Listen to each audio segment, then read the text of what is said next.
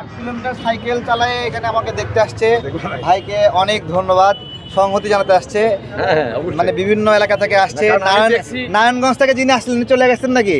হ্যাঁ, আমি দেখছি তারা চলে গেছে। অনেক সময় একলাও আন্দোলনে নামে যেত, ওর প্রতি একটা সৃষ্টি হয়েছে আর কি।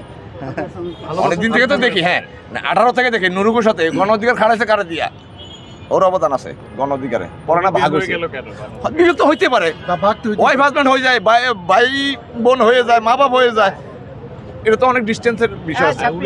সাধারণ এখানে অনেক সাধারণ মানুষ আছে। আমি আমাদের সংগঠনের ভাইদেরকে বলছি আপনারা দূরে থাকেন, এখানে আসেন না। যা দেখতেছেন সবাই সাধারণ মানুষই বেশিরভাগ আসছে। তো তারা ফিল করছে যে আমাদের নিবন্ধনটা পাওয়া উচিত, তারা আমাদেরকে চেনে। এবং এটা আমি চেষ্টা করি যখন কথা বলি তখন ওই মানুষগুলোর মনে আসলে কি ঘুরে ভাবার চেষ্টা করি, ওইটা বলার চেষ্টা করি।